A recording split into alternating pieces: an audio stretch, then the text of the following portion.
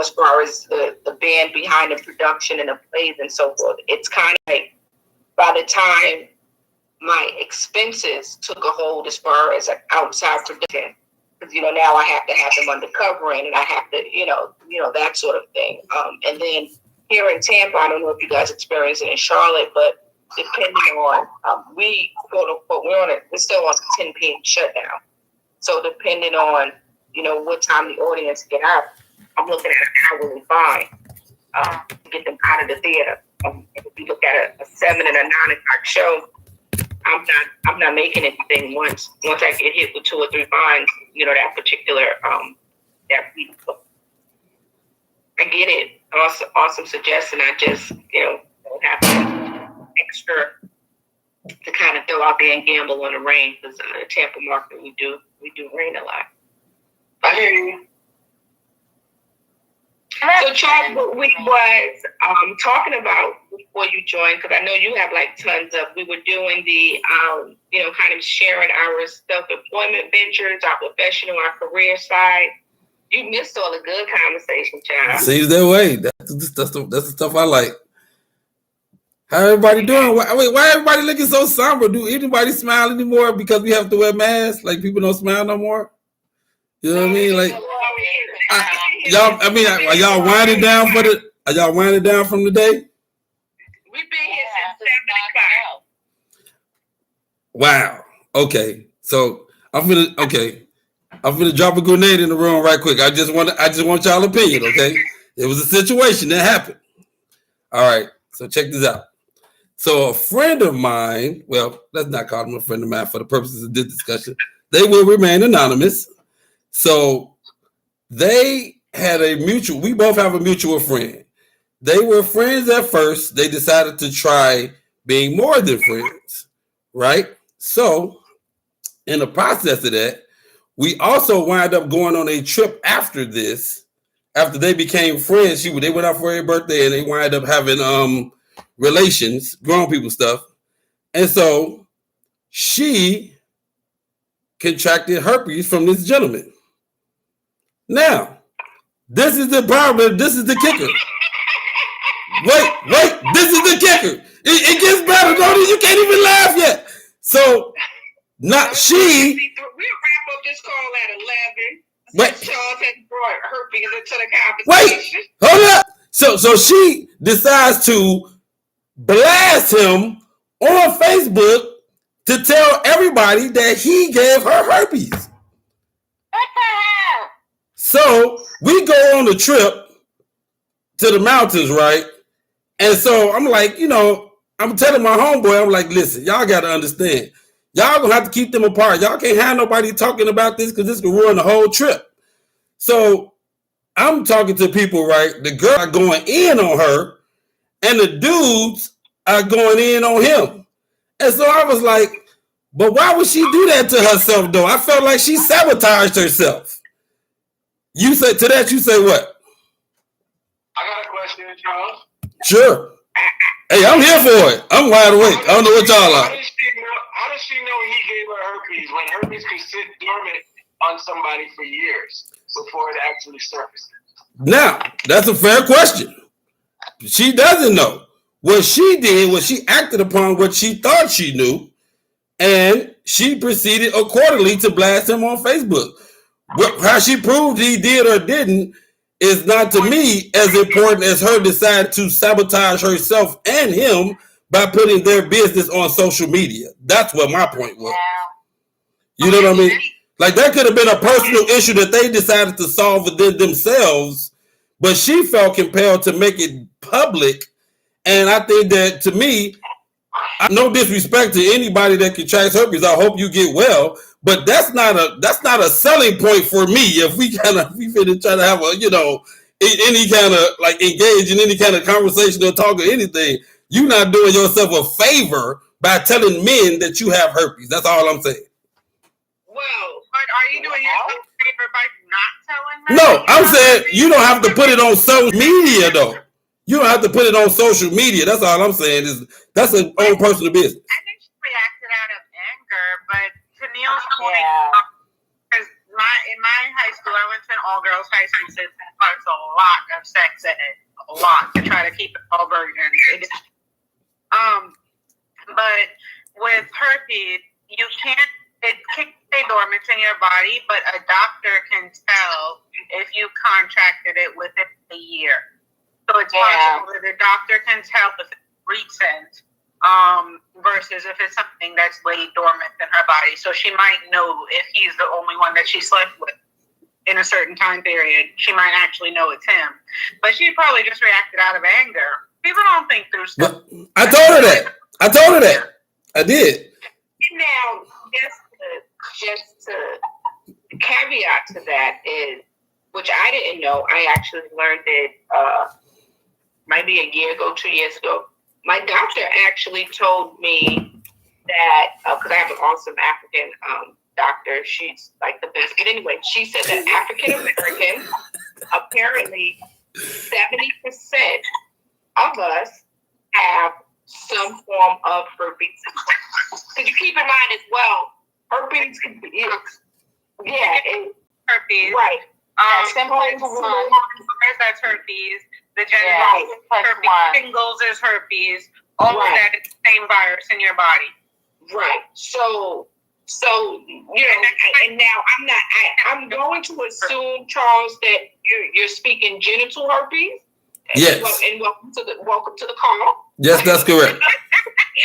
But to my doctor's point, you know, 70% of us, unfortunately, it's a very common, it's more common than not as far as virus that African Americans carry.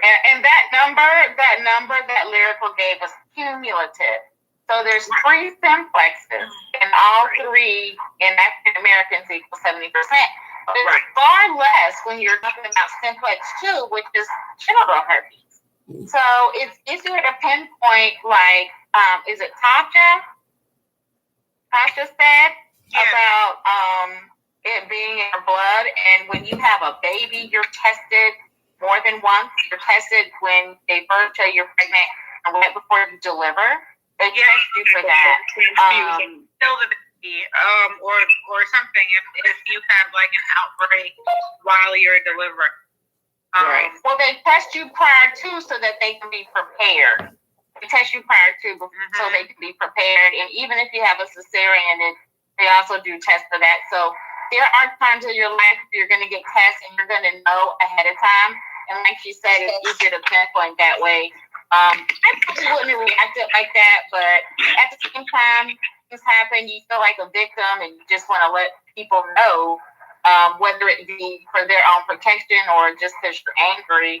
But, you know, it's unfortunate it had happened that way. But I kind of wonder if he knew prior to the incident was happening. Right. That was a question as well. Like, did he know?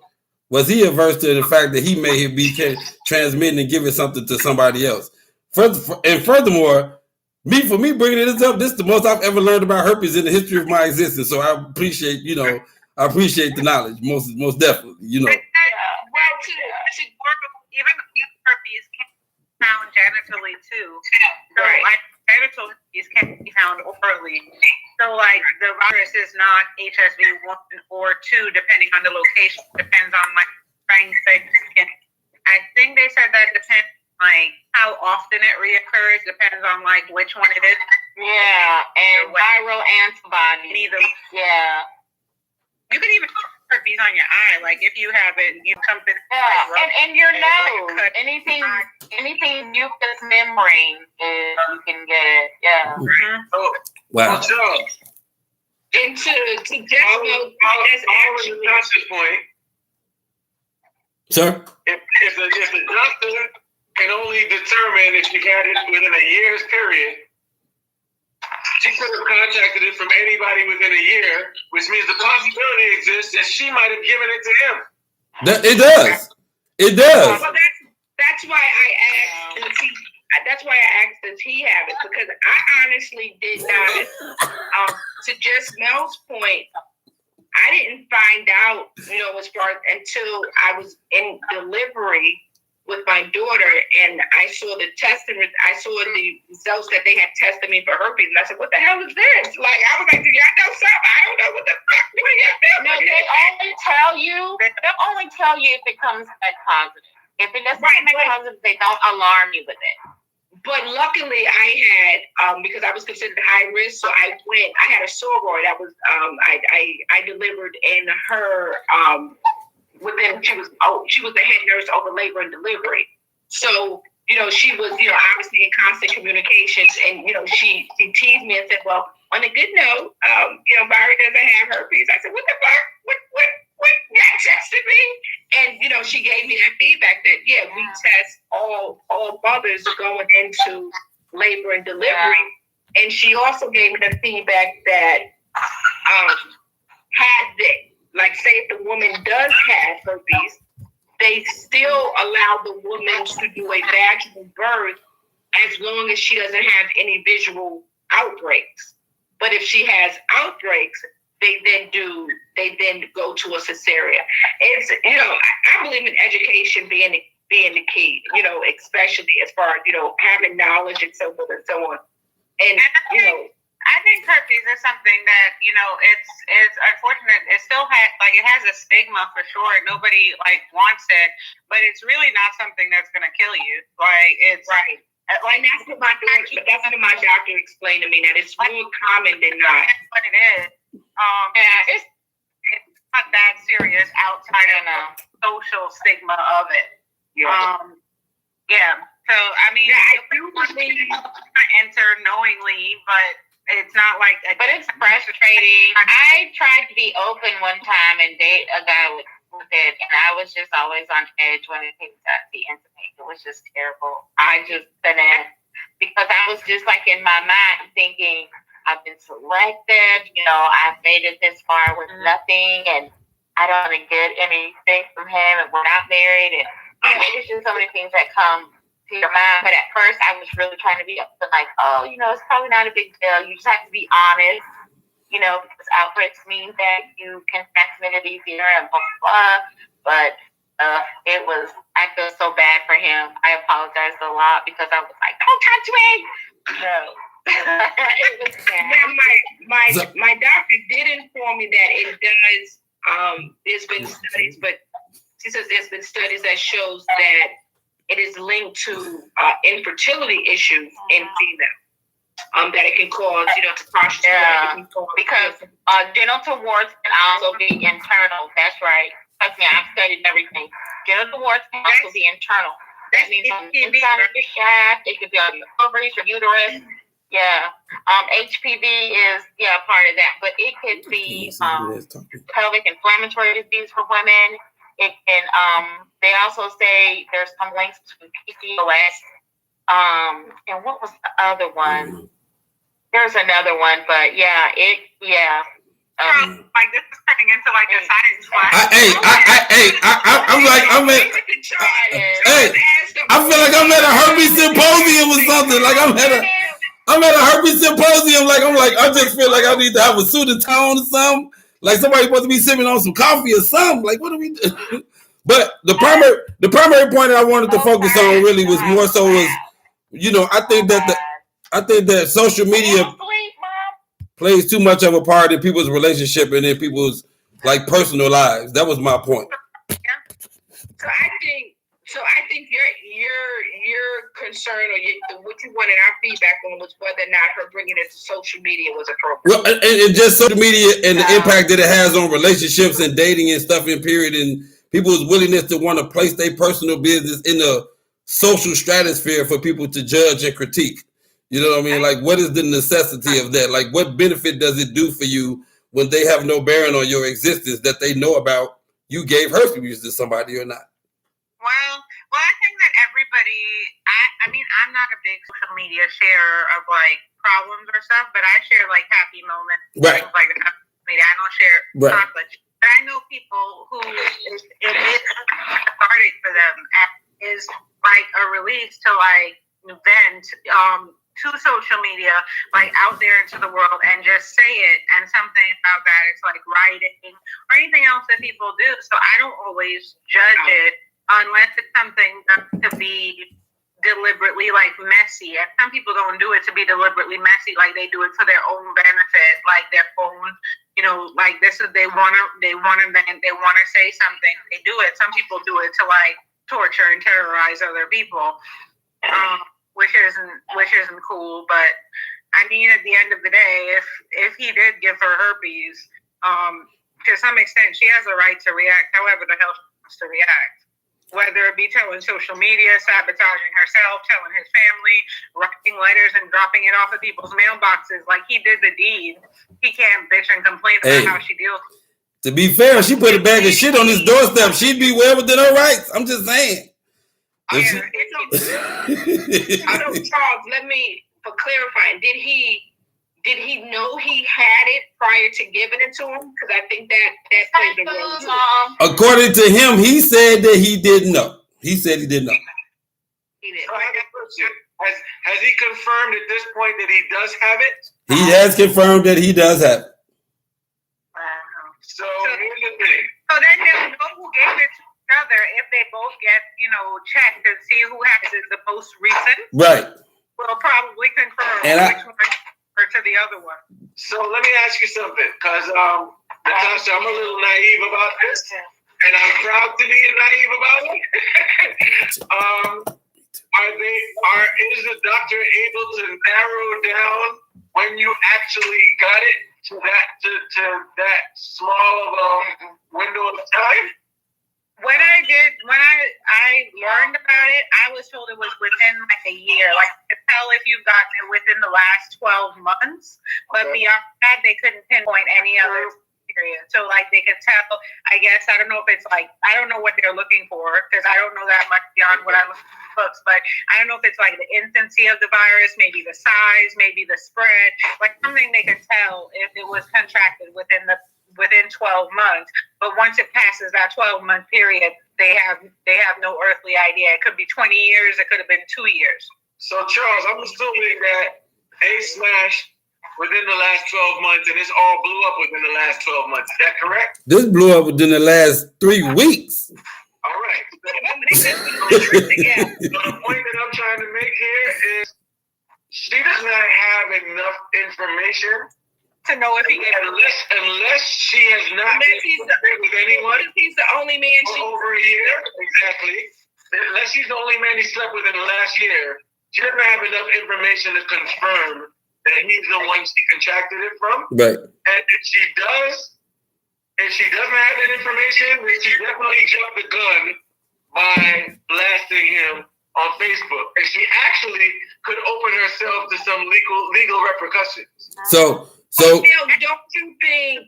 I mean, I'm assuming just from a woman's standpoint, if she has jumped all the way to social media, I'm going to give her I'm thinking he's the only one she's slept with because I don't think a woman would. Why do you want to give it a better job for something neither of us know about? Because my thing is, if there was a possibility number 2.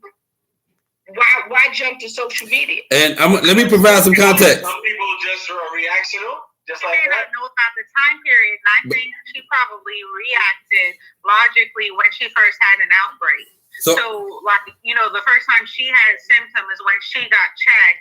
And she's like, "Oh crap, this is what I have," and he's the last person that she slept with. Right. And so just to provide, depended on him not knowing if it could have been dormant and maybe she had it for a while. And if I can provide some if I can provide some context, she actually had been to the doctor prior to that to have her, situation checked out before they even had anything going on as far as relations. So that's what led her to believe that he gave it to her because she had already been previously checked out. Charles, she could go to the doctor, and if she did not have an outbreak, the doctor could possibly not even detect that. No. You can take an STD test. You can take STD test. You can take an STD test, but you got to check specifically for herpes. And if she never had a break out, she wouldn't have anything that warranted her to take that test. If you look at a standard STD test, herpes is not tested for. Herpes is not tested unless you ask for it. That's correct. Really? Herpes test is separate. Herpes test you ask for it. For a Interesting. standard STD test, they test for like 4 or 5 STDs and AIDS if you want to add it. Right. All they test for, but herpes is not one of them. That's why so much of the population is walking around with it without knowing if they don't have an outbreak, because it's typically not tested for unless you say, "Hey, I want to STD test that includes herpes. I'm having an outbreak." Yeah, I didn't know that. There you go. Hey, boss up. I get my test results faithfully every year. I did not know they wasn't shit. I need to go. Because I looked at the STD test from Hey, my doctor. we getting educated up in this mud. And he's like, "No, we don't." So I was like, "Is that correct?" I need to go get. I'm shut up. I walk around with my negatives like, there you go. There you go. I need to look at them things. I didn't You have look to specify what you want. And if you don't have an outbreak, it could be missed. I think it's like chlamydia, gonorrhea, syphilis, and like 1 or 2 others that they test for, and that's it. Yeah, well, I know I always add, to your point, I always add HIV. Not, my doctor's like, you're not at high risk, but Yeah, it's not. Yes, HIV is not even AIDS. HIV is not even typically tested for. You have to ask for. I always say I just need the reassurance that this. I don't know if I drunk off of somebody.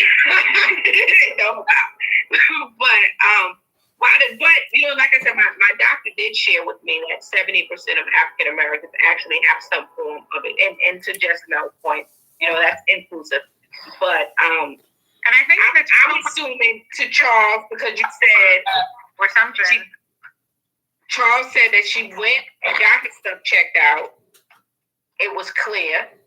And then she popped up after sleeping with this dude with the herpes. Right. That she had some symptoms of herpes. So, Charles, Yes, sir. you could be a sexually responsible person.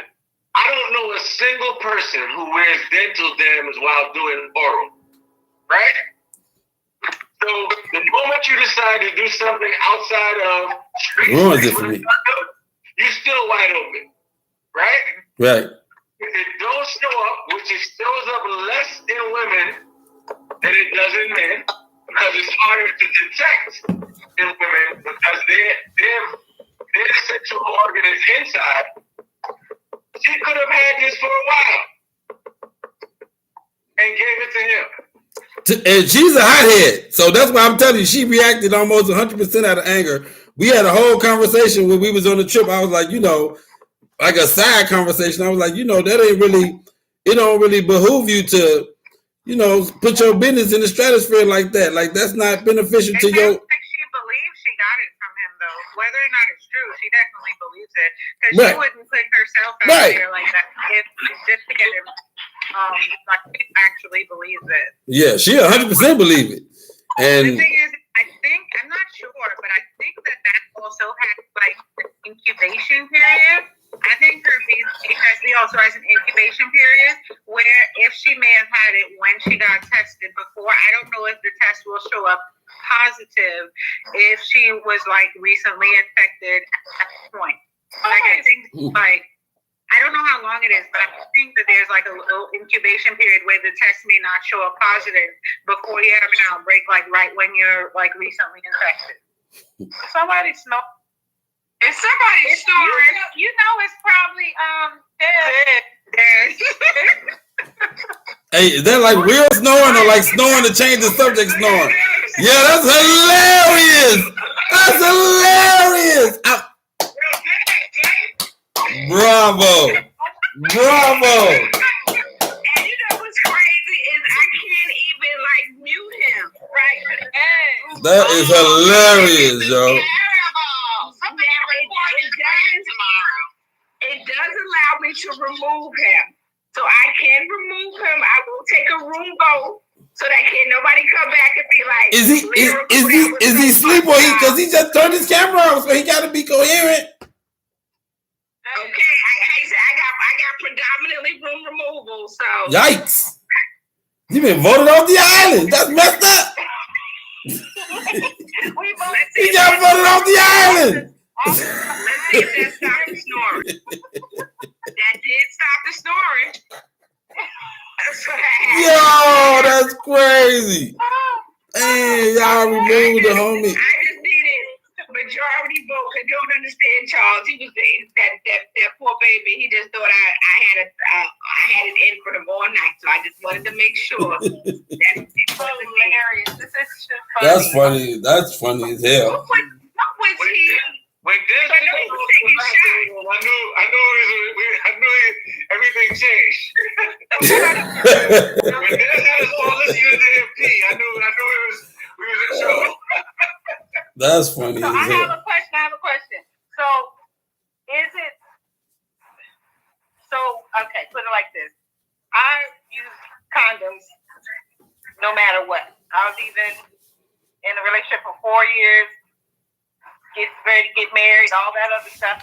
And I was, sharing that with my sister, and she was just like, "What? Who does that?" So is it odd to want to use the condoms? No matter who you with. I think it's personal preference. Coming from you? Coming from you? I mean, I'm just saying, does it seem, is it weird? Or Coming from you is not odd at all. Okay, so y'all just saying, I'm approved. There you go. You're approved. We already realized that. So Now, we that's accept that from you. I will preface this by saying I'm 100% wrong. I'm 100% wrong. But Yikes! if I'm in an exclusive relationship with my man, and we've exchanged test results, and I'm with him every night, I'm not a fan of the plastic separation. But I'm 100% wrong. I'm 100% wrong. Okay. I would validate that in saying, it's a sin that I will repent for, because I know I'm wrong. But if I'm being honest and I'm not shooting the bullshit, I'm not a fan. It's just something about real dick that just make a difference in my life. But that's why I don't believe in dating multiple people. Yeah, Right. If it's a monogamous relationship, You need to know who the baby daddy is, right? You need to know who the baby a good piece of dick, baby, a good piece of raw dick. Who's the father of this chocolatey baby? Okay. So can I just say? Ladies, feel free to chime in because I know I'm wrong. Absolutely. My best friend is like that because she was with a guy for like 9 years and they were engaged, and she said she'd never had sex with him without a condom. And I was like, what? So, What? man, I actually thought condoms was in danger of going out of business. I really don't know that many people that use them. I was like, man, it's like, why are they always full in the racks? Like, why are all of the condoms like full? It's just ridiculous, I think, because I know everybody I speak with, they like, man, if the man can get the woman to not want to use them, I promise you he won't use them. That's a legit thing. Most men will, some will, but if the man can get the woman to not want to use them, oh, it's a wrap for the condom thing. The condom thing is out. It's out. It's all the way out. You know what I'm saying? I can tell you, to me, again, condoms is a signal to me of non-trust. So if I wrap you up, I don't know where you at. But you still want to get it though. Huh? But you still want to get it, but you don't trust it. But again, I'm 100% wrong. If I'm wrapping you up, it is what it is. And in my mind, it is what it is. This is just dick. This is just what you're serving up. And if we're in a full on established, relationship and so forth, ain't nothing better. There's some investor. I'm 100% wrong. I know I am. Like I said, I'm just saying in today's time, I've been married before, and so yes, so I've done that back then, but yeah, it's gonna take. It's just now and you're right. You can't trust it. I just don't. Right. I believe in wrap it up non-trust from debt. I do.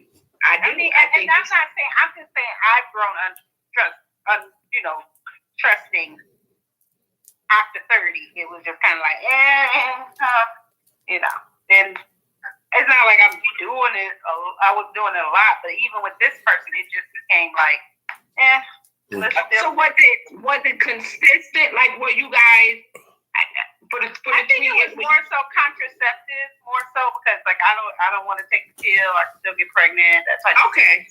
So like we just were more or less doing it for safety of having babies and stuff. And like I said, I just and I mean he was using a good one. It didn't. There was not a difference.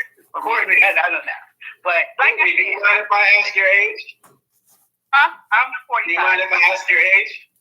I'm 45. You're 45? Really? I never guessed that. Me either. Go ahead with your bad ass. So we're saying that everybody here is 38 and over, right? No. No. Not Courtney. Where we How at? old are you, Courtney? Where the babies I'm at? 45. He's 45. No, Vesta is 45. I'm 45. That's Vespa. Oh, how old are you, Courtney? That was the question. I asked specifically Courtney how old you are. Me? I'm 35. You're 35. Okay. 35. So, do you plan on having any more children? I don't have any children. She doesn't have. Do you plan on having any children? Plan? Not. I don't plan any. If it happens, it happens. If it doesn't, That's a no. it You're doesn't. okay with that? That's a no. Okay. I mean, because I'm building my business right now, so I'm not in any rush to have kids. Okay. Is that a life goal for you? Is that a life goal for you? Huh? Is that a life goal for you? Yo. Is it a lot going for me? Like my No, so business? is that a life goal for you? To have children? To have a child or children? Is that a life goal for you? I wouldn't put it as a goal. It's one of those things that before I will say when I was younger, of course, it was like I want to have 3 kids, but my life over the time period of my life, things have changed. Circumstances have changed.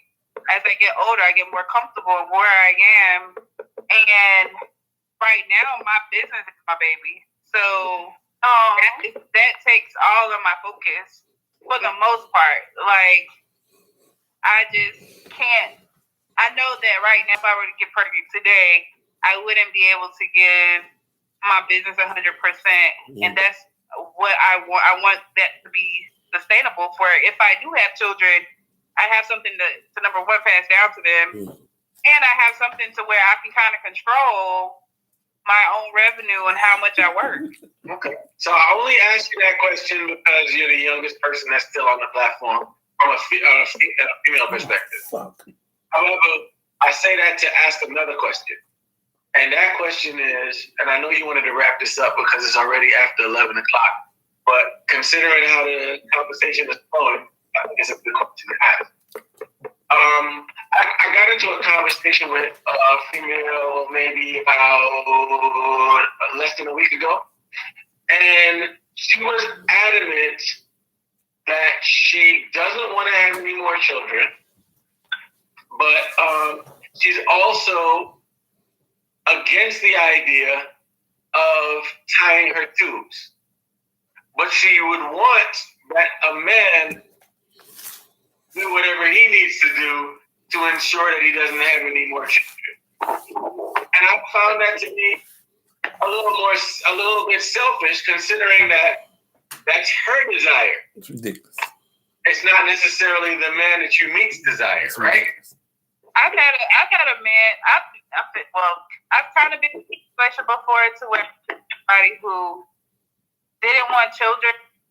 I was always open to the option of children, but he wanted to have a vasectomy, but his compromise was he would freeze his sperm if we decided to have a child going forward. But it was like he was like, I'm just going to snip it when I turned 40. I was like, okay, I kind of, that's their prerogative, but whoever he decides a day, they only got 2 shots. And they only got 2 pounds out there. But how did you But if- actually feel about that? But if he don't wind up being with her, then he just got a vasectomy for. Purpose. Like, he just got his. Purpose. That's ridiculous. What was your question? I said internally, how did it? Like, I get how you responded to him, but how did you actually feel about that? I mean, I don't care. Like I said, if I have kids, I have kids. If I don't, then I'm not supposed to. It's not it's me bearing children, because I mean, I have a godchild. I have nieces and nephews that I care for as my own.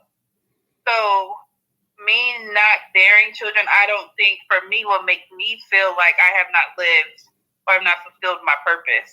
Absolutely. So I don't hold weight. My purpose is not weighted heavily in whether or not I bear a child. Because there's so much more of me than just making babies. Like, I have more to offer than that. I agree. I love that. That was so sad. What's that? Thank you. And what's ironic about that is I know I felt the exact same way prior to me carrying my daughter. To your point, Neil, earlier today when you mentioned, what's a deal breaker. Once a man tells me he has a vasectomy, it's a deal breaker, because I haven't closed that chapter in my mind yet as far as being a mother to another child. And I found my pregnancy with my baby girl to be the best experience of my life, because prior to carrying her, I was money focused, career focused, and I preface this by saying I'm not saying motherhood takes precedence over any woman. I totally agree with you, Courtney, with regards to it doesn't necessarily make or break any particular woman, but I will admit that it made me. It gave me a different type of I never knew it until I experienced it. Yeah. And once I experienced pregnancy and bringing forth life and being a mother, I realized that, oh wow, this is pretty dope. And so if in the talking stages and a man tells me he's had a vasectomy, it's an immediate cutoff for me. Let me ask you, Lyrical, is it immediate cutoff? Let's look at Courtney's circumstance. If he had the forethought of freezing sperm, would it still be an immediate cutoff for you? I haven't had that experience, so I'm not sure how I would deal with it. I guess, in my mind, like now I have had a gentleman tell me, that he had a vasectomy within his marriage. It was kind of agreed, they was divorced, but it was agreed upon, and he had it, but he was willing to reverse it. And I even felt that was, I was like, no, because I kind of feel like you made that decision at that particular time in your life. So you had no desire. Like, I don't want to have to convince a man to have a child with me. You know what I mean? Because I kind of feel like you've already, once a man goes in and have that operation, you have no desire to have children anymore. Right. So I think that. Can I speak as a man? Sure. We don't have a biological clock. Right. I think circumstances make that decision for us. Yeah. But if you go in and give yourself, as far as doing the vasectomy and give yourself a cutoff, I think that's the man, signaling, I don't want children anymore.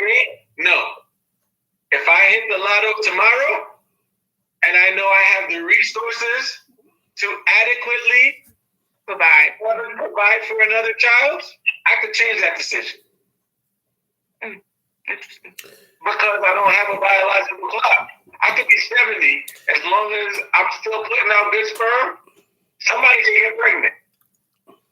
And I mean, I think that speaking also from a male perspective, and I have 3 girls, but I think that shouldn't be something that is the end. Like if you care, like first of all, I think that for the most part, I think that you should find somebody that you can be real with and that you can build with at the same time. So if you can be real with them and you can build with them, then y'all should be able to have conversations to where y'all understand each other's perspective in all of these conversations. So whatever end y'all come to, that's the end y'all come to. But at least y'all got to be real enough to have those conversations with each other and don't dance around them or what have you, because of you scared of what the outcome or what the answer might be. You know, the answer gonna be the answer, and all of the answers are subject to change based on our perspectives and our different things that we go through in life. So as I get older, that might become something different. But as of right now, it's what that is, whatever that decides it is. So let me ask you guys real quick.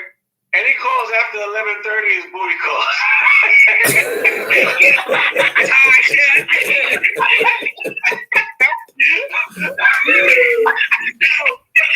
So let me ask you, gentlemen, this: when men make the decision to have a vasectomy, are you not making a thought process as far as I don't want any more children? Right? That's early. Like Charles said, you are with somebody, and if y'all have effective communication and collectively, that's the compromise y'all made. That's a decision you may make for that relationship. But because we're not on a biological clock, that could change for the next relationship, considering our circumstances at the time. Vasectomies are so reversible that I think some men do it just to be able to essentially shoot up the club without a condom and not worry about it. My brother did. They know their mind later, they can undo it. Right. And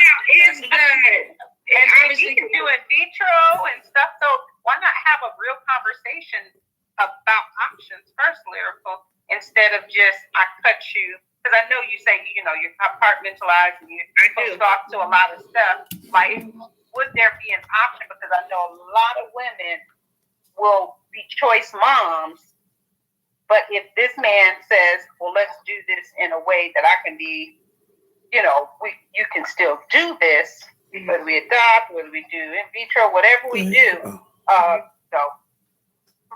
donor, all that stuff, and you care about him, or if giving him this opportunity, why would that be a deal breaker? Well, to me, and again, it's my first time hearing the feedback from both Neil and Charles and the rest of you guys. I've always viewed vasectomy as a decision and as a well thought out choice that the gentleman is saying, I don't want children. Like I feel like I wouldn't. I guess I equivalated to tying our tubes. I would not make that decision based upon my current relationship. I would make the decision based upon what's my ultimate life goals. Like, do I, at one point in time, do I want to have another child or do I not? And so I've always equivalated, a man making that decision to, I don't want children, and I never want to be in a position where I'm trying to convince a man to have a child.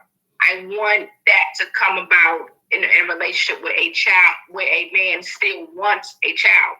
And I think, once you have I could be wrong, but I think once you have a vasectomy, you're sending a clear, I think a lot goes into that decision for men besides just not wanting to have a child. Something as simple as resources go into that decision.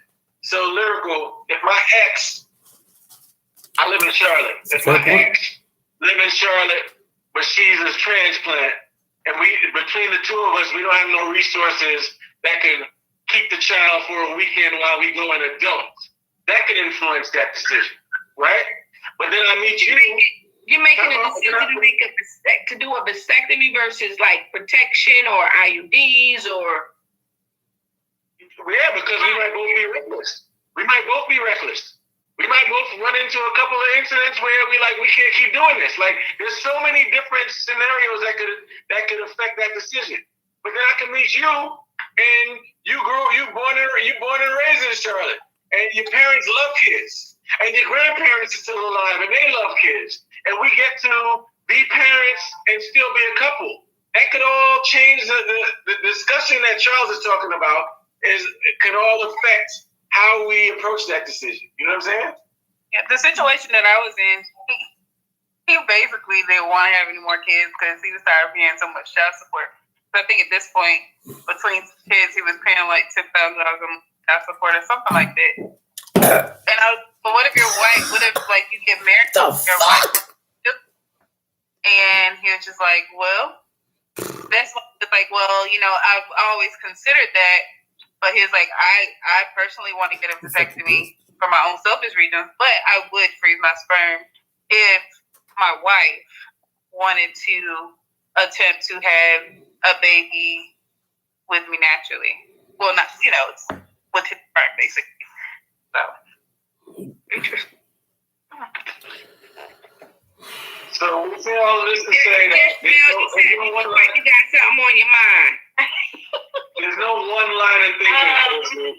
I'm just happy Courtney doesn't have any kids, and I hope she doesn't have any. I hope she does everything she dreams of, everything her heart desires. I mean, I got lyrical. I got two and grandbaby, honey. Don't have none. You not up in age. You're still young. You're still beautiful. You still have a lot of hopes and dreams and goals. You need all that stuff, girl. Just like it up. Like it's not a deal breaker either way. I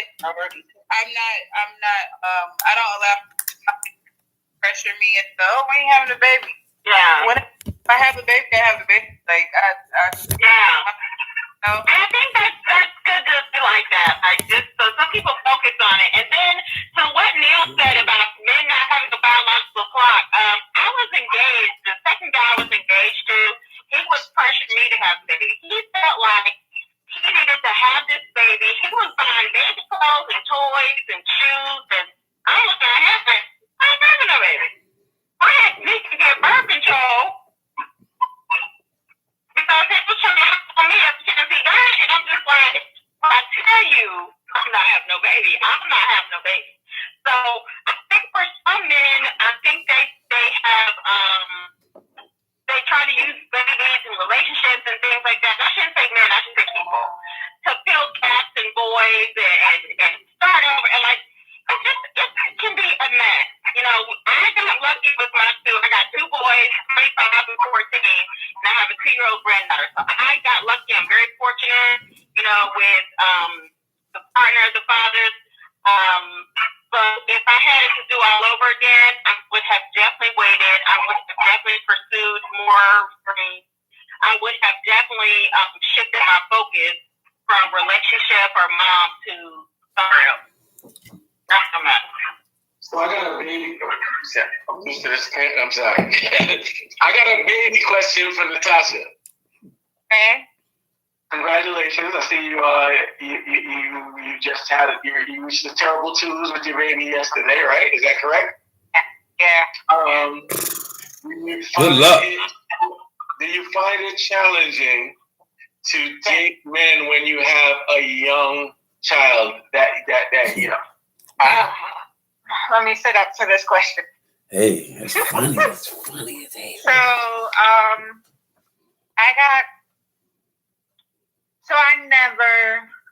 let me see how I word.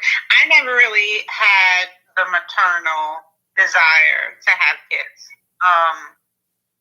So it was not something I sought after, wanted, cared about. That's why I was like 35, 30, no kid. I really genuinely would have lived perfectly happy the rest of my life without it. And got pregnant, got married,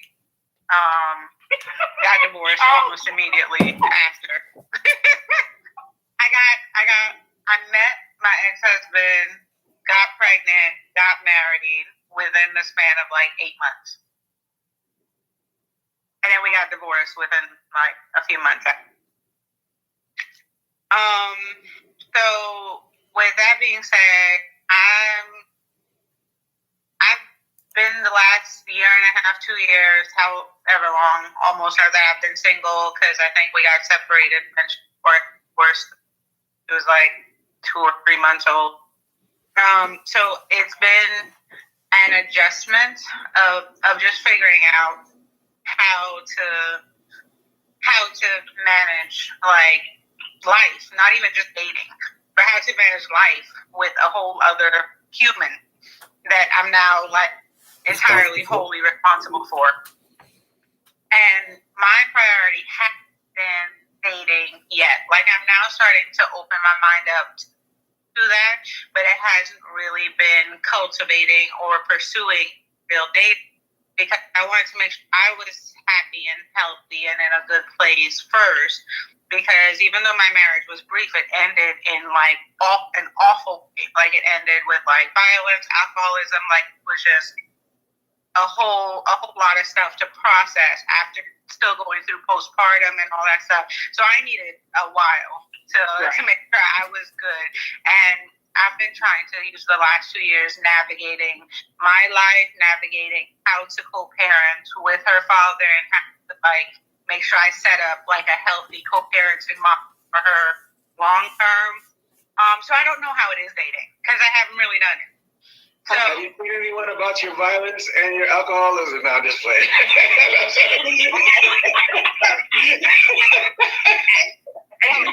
don't know. Wow, y'all going in. What's going on right now? Like, I know you didn't ask me, but I can, How old is your child, by the way? Oh, she's 11. She's 11. My daughter's 11 too. Okay. Right. So I got young babies, man. My baby's old. Tasha brought up a really good point with regards to that's why I raised my hand, right? Again, I never thought I had that maternal instinct. I never like literally I was always like, okay, I have to, how you say prior to Tyler Perry, I was always about money in my career. And funny story, my daughter, well, not funny, but my daughter's father will tell you she was created Thanksgiving during a breakup, but I cook and I love cooking, and he purposely popped holes in the condom because we had broken up, so he was back on condoms. So my baby, as much as I love her, she was supposed to be a trap baby. Like he will openly admit that to anyone who speaks to him. So I say that to say, to Tasha's point, I didn't even think I had that maternal instinct. However, once I had her, that opened up, a different world to me. I love being a mother. It's something that I just think it's messed up to say, but for something I never was in tune with, it's something that I can honestly say I feel like I was naturally made for. But to the dating aspect of it, once me and her father broke up, I didn't date for years because my focus was being a mother, right? I kind of felt like, even though I knew being in a wrong relationship was not good for her, I still felt it was wrong as a mother to break up her home. So I dealt with a lot of mommy guilt as far as as far as me being the one to say I'm not about to do this. I'm out. So I did not. So to answer your question, I purposely did not date. Then once I decided to kind of, and it was years. Like my daughter, she's 11. I probably just seriously started dating right when she was 7, and I was like, okay, wow, I didn't realize all this time had gone by because I was focused on being a mommy. And I remember having a conversation with her dad, her father, where he told me, Lyrical, you're cool, I love you, boom, boom, boom, you're the best, baby mama ever. But you forgot about me when you had Brianna. I was like, okay, you're a grown man, boom, boom, boom. But I look back on it, and he was 100% right. Once I became a mother, I might be wrong, but once I became a mother, my focus became being a mom and nurturing my child and working and so forth and so on, to the point where I kind of feel like you a grown ass man, you could take, you know what I mean, like you, like that, the girlfriend and all that extra, but to me felt like you was like second runner up. I was 100, I can own it, and because I also kind of feel like I wasn't happy in a relationship anyway, so my ability to kind of pivot and now cater to you, I didn't even have that desire. But I think as women, we wear so many different hats. We have to be kind of cognizant of the fact that we have to balance out everything. I know I can own that I did. And I mean, to me, the relationship was over anyway.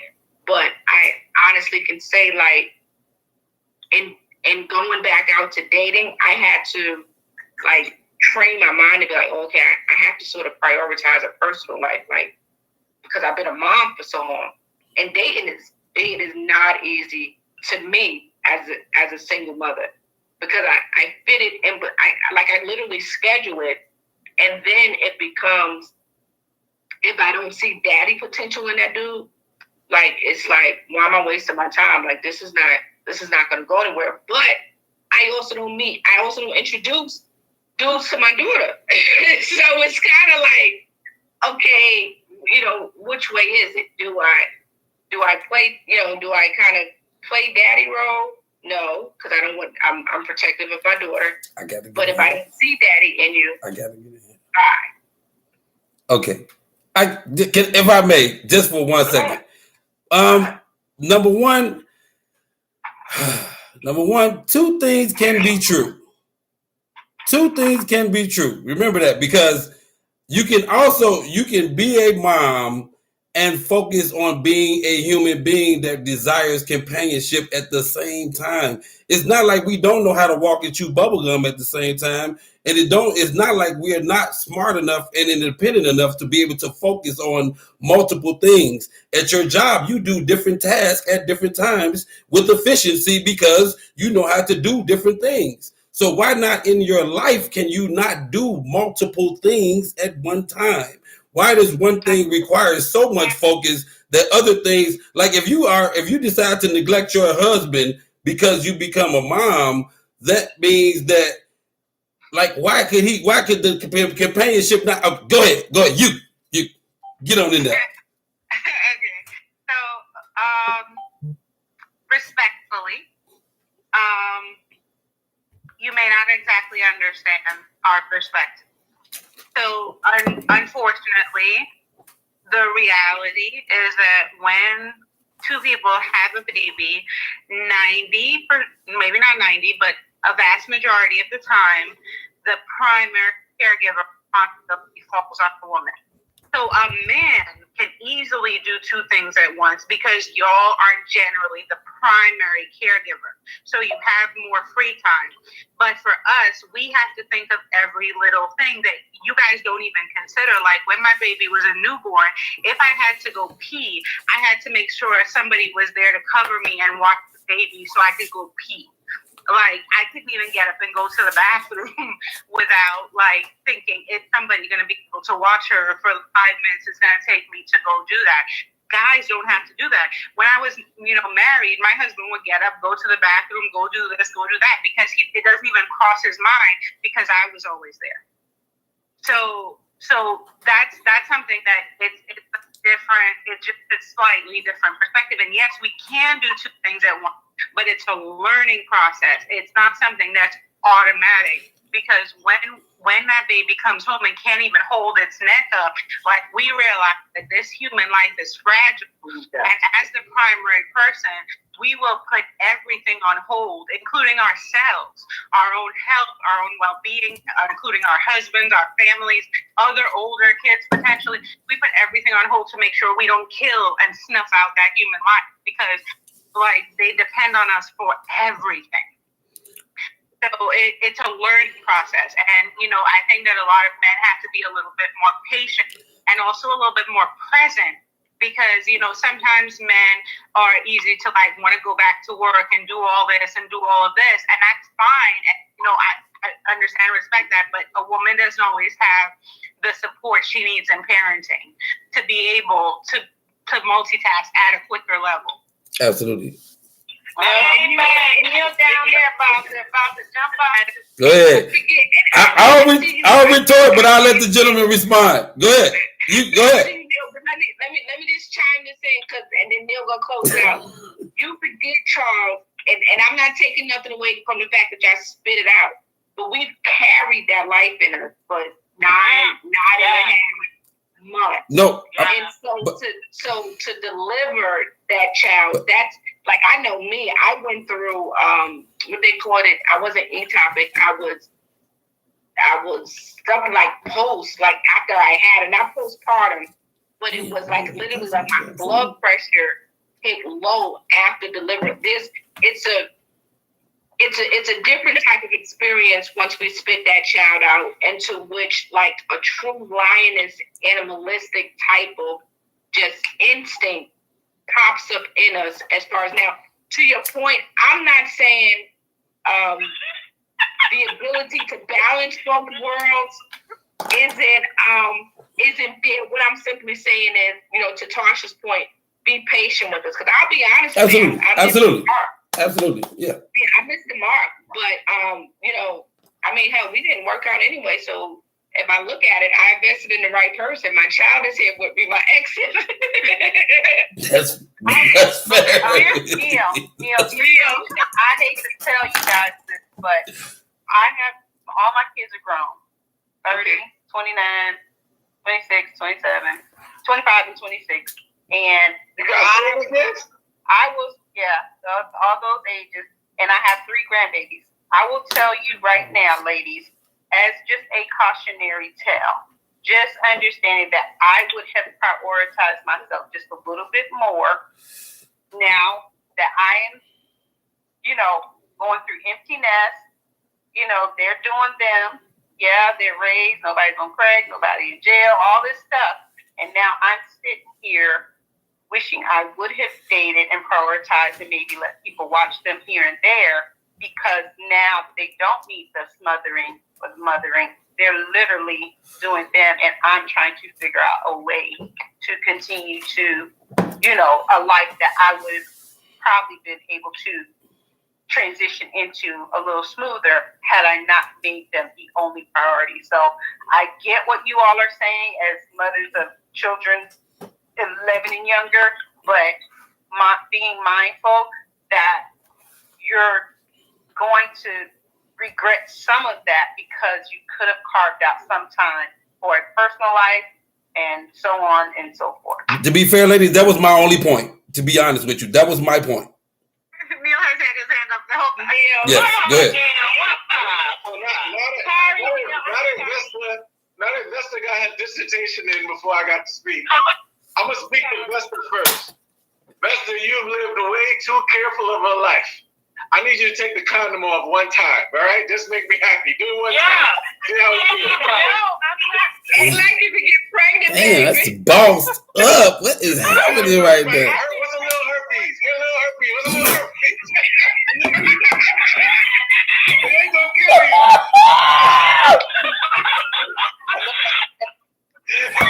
Listen, y'all, I came on this conversation. I'm like, see, this is what I'm talking about. But that's not what I want to have my hand up for all this time. So, I am guilty, personally. I'm personally guilty of, and this is my own self-assessment, right? I don't think I was a good parent the first 2 years of my child's life, right?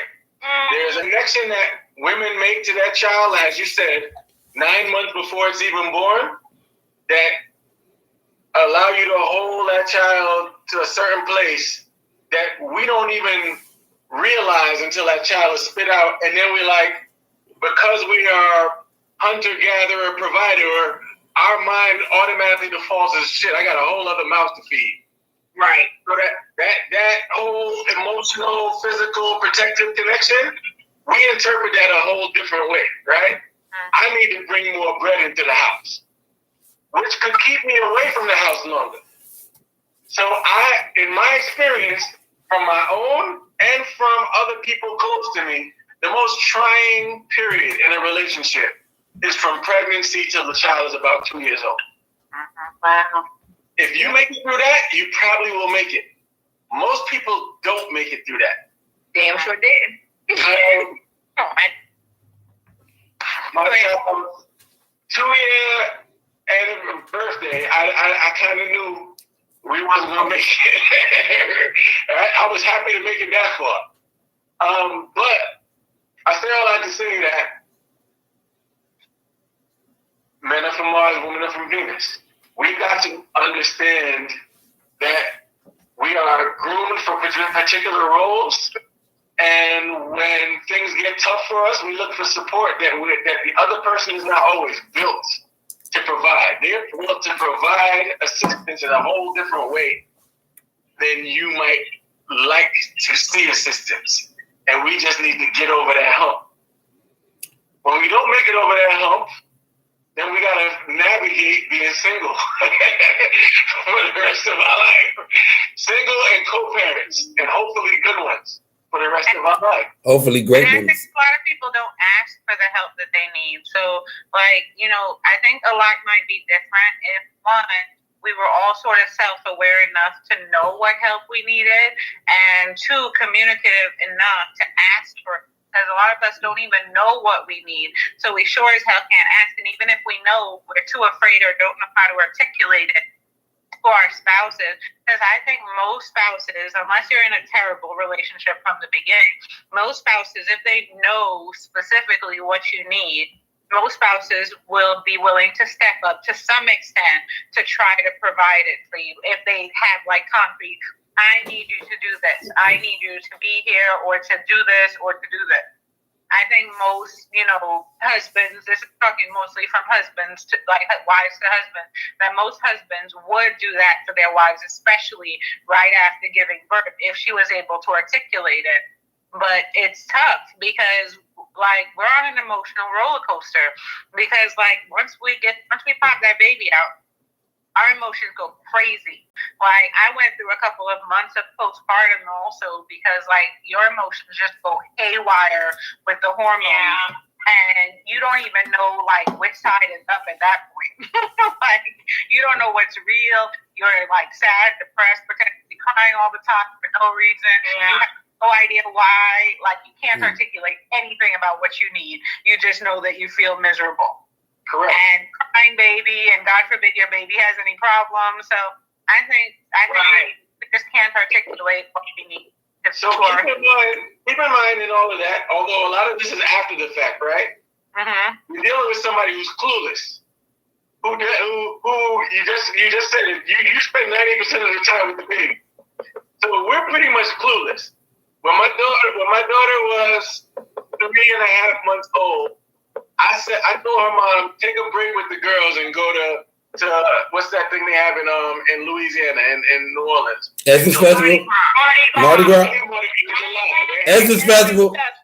I said, Essence Festival. That's my shit. When I tell you, 4 days felt like 2 months. Like I had no idea. Everything was like, oh my God, right? I was calling friends of friends, like everybody trying to figure out what to do in them 4 days. And I was not looking forward to signing up for that after she came back, even though I thought she was deserving of that time, right? We just built to help in a different way. But, as you said, communication. If you're just going to eat and allow yourself to build up and bottle up months and months and months and months of frustration until it blows up, it's not serving any of us well at all.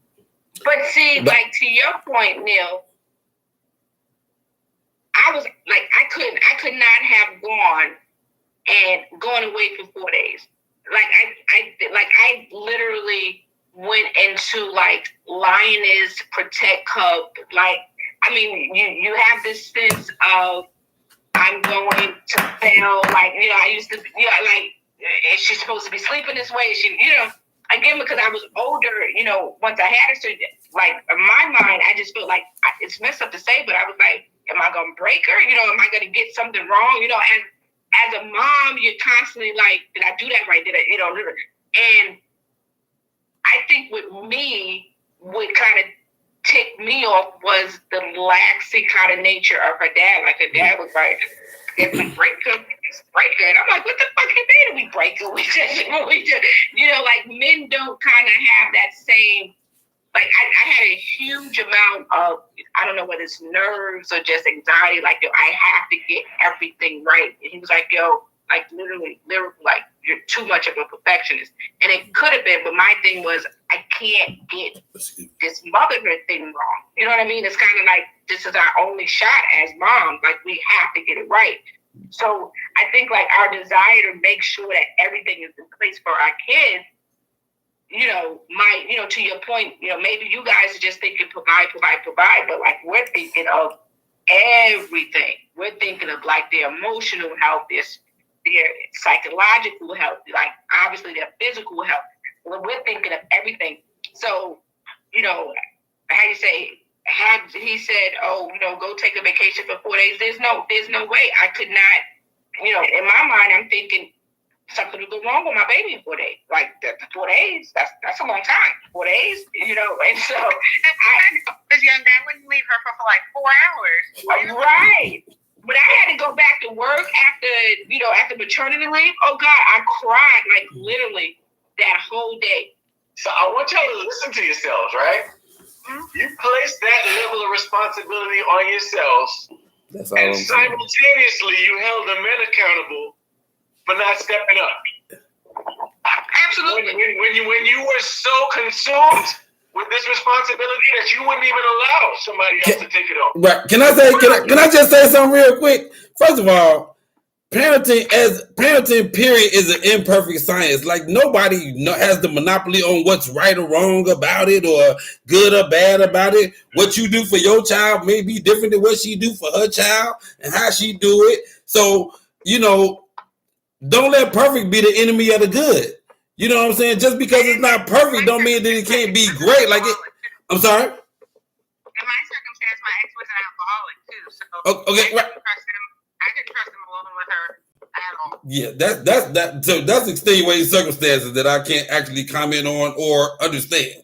But in the broader scope, you know, like I just know that I watched all three of my kids be born, and I knew that like checking out all the books and listening to their moms and different things like that the first 2 years of their life is kind of like, number one, I'm not competing with the mom's relationship with the child because that's a non-compete. That's just like something is irrelevant. The point is to build your own relationship with the child based on what you do and when you do it and you do it. So I always focused on what I meant to my daughters and not as opposed to, do you love your mom more than me? I mean, of course you did. She walked around with you for 9 months. I get it. You know what I mean? And so it's a non-compete. I don't even look at it in that perspective. I only look at the relationship that we have directly.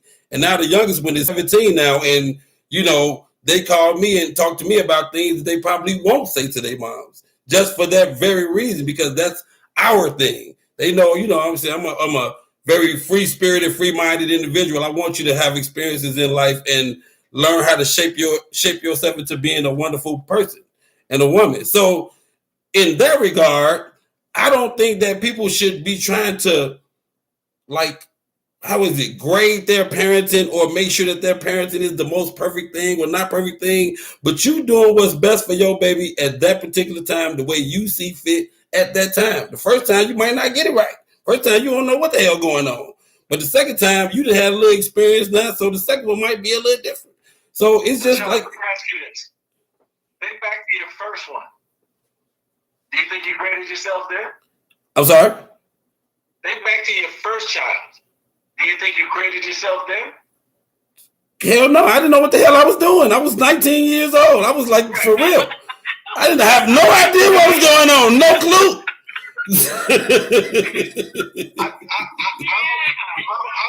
I'm an older parent, and I think both Lyrical and Natasha are older parents. I think once you've gotten career right and you got education right and you kind of establish who you are as a person and you decide to become a parent, then you kind of overthink it. Because you wanted to get it right the way you got the rest of things in your life right. Because you kind of purposefully not positioned yourself to be a parent for so long that the point when it happens, you want to knock that out the park like everything else. That's a good point. It's a good point. I like it. And as a result, you overthink the whole process. It's just kind of can't help it. Even Lyrical touched on something that hits home for me.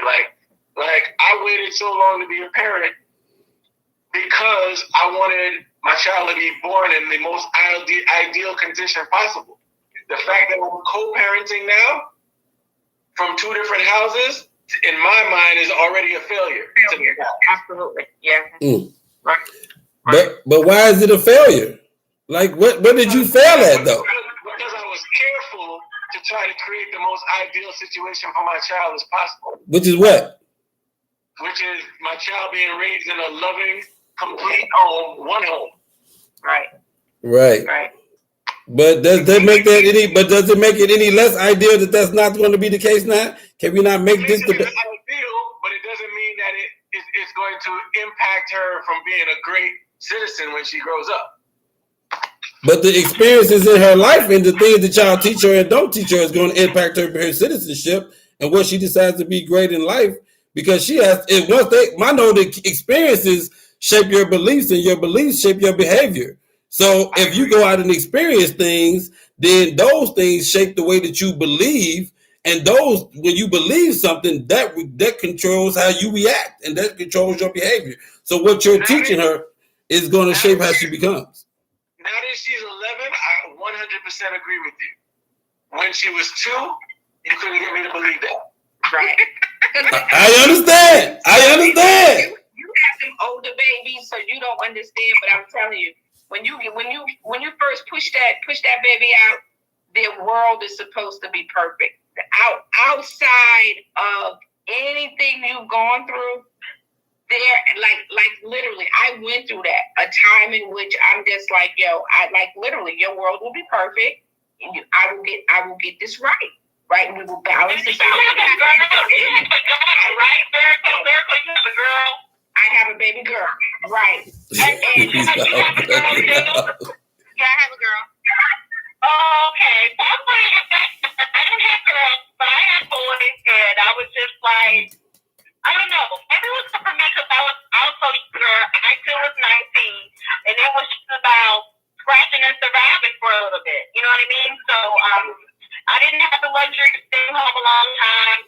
So I had to trying to groom my son to be where he can go to the daycare and not be crying because you let him mistreat them crying babies. Don't do that. Yeah, so I had to make other choices. I mean, I love my kids and I think they're really great. I've had to punch them in the chest a few times. I'm pregnant having boys. But, I love to hear other women's stories, especially from girls, because I don't have a girl. So I'm wondering if that makes a difference. And I didn't have a lot of the maternal instinct. I was more like Neil, like, oh, this is another mouth to feed, and I gotta, I felt like even though his father was very present, his father and their entire family was very present, at the end of the day, I could always rely on me. I'm in a city where I have no family, just them, because I grew up in. That can't be good. Why the fuck did it die? Is my question.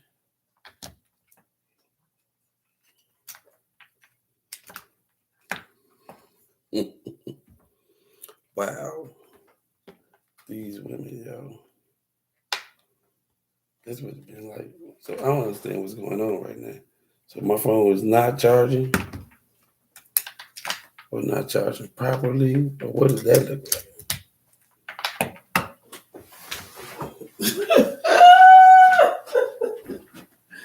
They don't want to see me for real. Look at this motherfucking joke. I got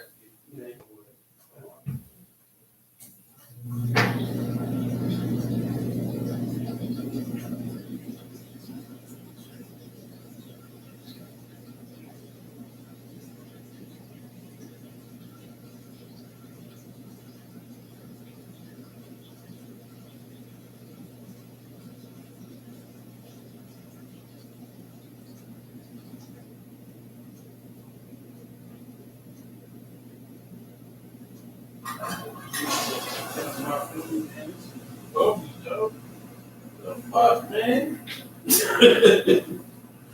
Damn, you can't get no love around here. I just drink a whole big ass beer. And I'm trying to figure out why.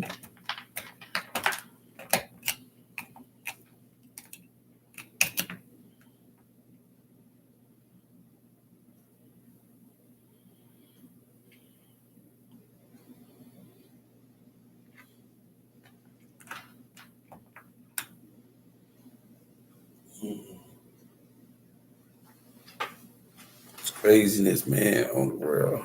I don't know what they was talking. They definitely went too far with the whole herpes thing. Boy, Jesus Christ. Jesus Christ. See, Lyrical got a chance to see the boy in his element, though. You know what I'm talking about? She might be back on the nigga dick a little bit. No, I'm talking about like just a little bit. Just a little bit. Oh. You probably gonna have to edit that part out.